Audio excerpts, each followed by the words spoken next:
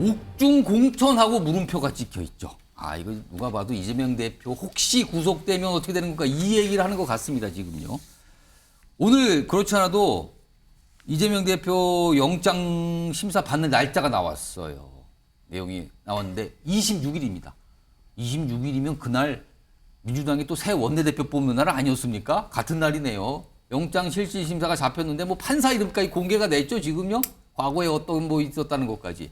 그러니까 만약에 이날 심사가 이루어지면은요, 빠르면은 그날 당일 밤, 늦으면 다음날 새벽에 나오거든요, 통상. 이런 상황인 겁니다. 자, 그러면은 지금 이 날짜가 나왔으니까 그럼 과연 구속될 것인가, 아닌가, 기각될 것인가, 이걸 갖고도 벌써 얘기 나오는데 아주 다른 얘기를 하신 두 분 목소리가 준비되어 있습니다. 들어보겠습니다. 민주주의 최후의 보루로서 사법부가 제 역할을 다해주기를 촉구합니다. 거듭 말씀드리지만 이재명 대표를 구속해야 할 사유가 전혀 없습니다. 검찰이 주장하는 혐의는 터무니없고 변변한 물증조차 없습니다. 주거가 일정하고 도주나 증거인멸 우려도 없습니다. 이재명 대표가 구속이 안 되겠습니까? 왜 그러냐면 지금 여러 가지 구속영장 청구에도 보면 증거 인멸을 하려고 했던 게 너무 많잖아요. 그리고 명백한 증거들이 많잖아요. 그리고 본인이 정말 떳떳했으면 증거가 하나도 없고 하고 자신 있었으면 나가서 당당히 싸우겠지요. 구속 안 된다고 하면 법치가 살아있는 나라가 아니지요. 서영주 부대변인. 네네. 일단 26일인데 지금 단식 상태잖아요.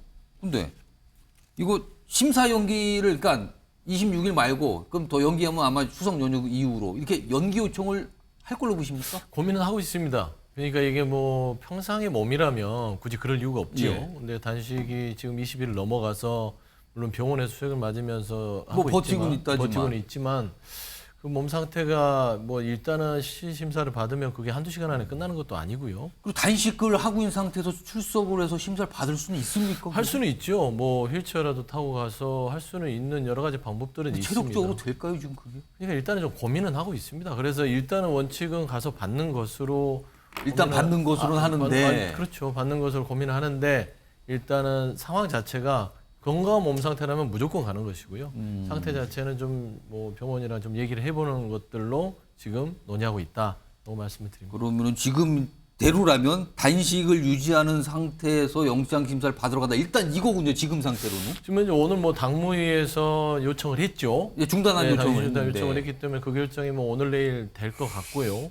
그렇게 되면은 단식 중단이 되면 이제 회복하는 차원에서 하면 충분히 뭐 막 이렇게 건강하게 걸어나가지 못하지만 어떤 방법으로든 받을 수는 있는 상황이기 때문에 일단은 뭐 이 연장을 할지 말지에 대해서는 조금 더 기다려보는 게 맞다. 예. 하나 지금 당 상황인데 추가로 질문드리면 지금 민주당에서 이재명 대표에 대한 구속영장 기각을 해달라는 당원들의 탄원서를 모으고 있다고요, 지금? 무슨 이 서류 같은 게 공개가 됐나 본데요? 뭐 공식적으로 당론으로 모으는 건 아니고요. 예. 일부 이제 당원들을 중심으로 해서 예. 뭐 보니까 이제 그 당원들이 모집한 어떤 뭐 기구가 있습니다. 예. 그런 데서 지금 뭐 자발적으로 좀 그런 운동을 하는 것 같아요.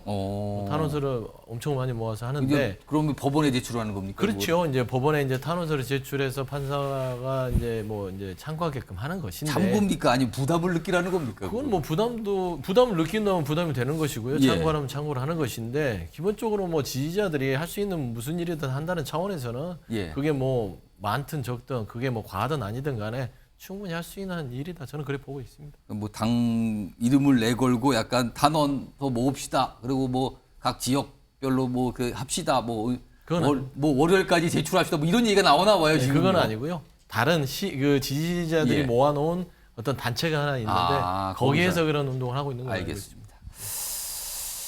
알겠습니다. 뭐 그 정도 들어보고, 탄원서 얘기까지 나오고 있는 상황이고요. 다음은요, 아까 키워드가 있었죠, 옥중공천. 이와 관련된 얘기를 하신 분들이 있습니다. 들어보겠습니다. 이번 총선 공천장에는 이재명 대표의 직인이 찍혀 있을 거다. 이재명 대표도 그런 뜻입니까? 이심정심입니다. 확인해 보셨어요? 확실합니다. 어쩔 수 없이 구속영장이 발부됐다. 그러면 대표직 그만둬야죠. 아니 무슨 독립운동하다가 저 교도소 간 것도 아닌데 그게 나중에 무고함이 밝혀지다 하더라도 지금의 국민적 시선을 그 본인이 대표직을 유지할 수 있는 리더십이 보장될 수 있나요? 그냥 뭐 옥중 뭐를 하겠다.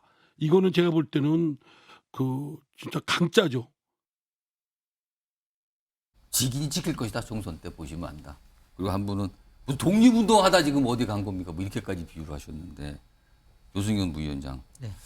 옥중공천 이거 물론 이제 구속을 됐다는 전제를 해야 되는데 만약에 가정을 해보면 그렇게 될 것 같습니까?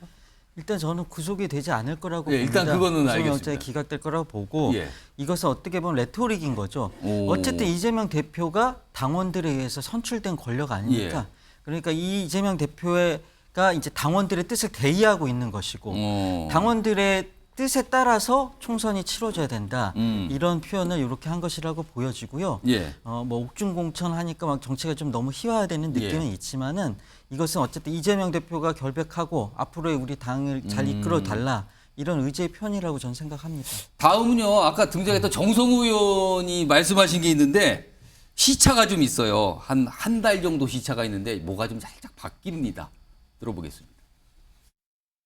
어떤 분들은 구속되면 뭐 그 구속된 상태에서 공천권을 행사하지 않겠냐, 옥중 공천하지 않겠냐 옥중공천. 하는데 그건 불가능합니다. 왜냐하면 지금 민주당의 공천이 당 대표가 누굴 해라 알아 그런 시스템이 아니잖아요. 일단 당분간은 그렇게 해야 된다고 보고 있습니다. 최악의 경우 상황이 온다고 하더라도 당대표로서의 어떤 권한을 적정하게 행사해야 될 것으로 보고 있고 이재명 당대표 중심으로 뭉치지 않겠나 그렇게 확신하고 있습니다.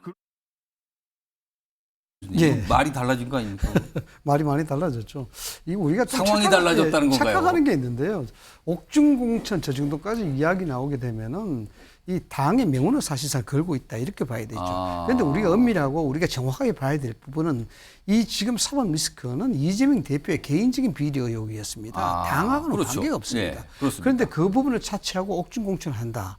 이런 부분들은 글쎄요. 만약에 그렇게 된다 그러면은 물론 이제 당이 구속이라는 어떻게- 전제가 있어야 그렇죠. 되는데 지금요. 뭐 구속 전제 되겠지만 민주당은 그야말로 이재명의 순혈 전당이 되는 겁니다. 그걸 하겠다는 겁니다. 보니까 이게 당헌에 나타나는 당헌 65, 80조인가요? 80조 1항과 제3항을 이야기하는 것 같은데 이미 이 논란이 됐었잖아요. 제1항 자체는 기소가 됐을 때 직무중재가 되는데 3항을 넣지 않습니까? 이것이 정치적 탄압으로 여겨질 때는 뭐 해석을 달리한다. 이런 부분 때문에 아마 그런 논의가 이야기된 것 같은데 글쎄요. 너무 나가는 거죠. 옥중공천은.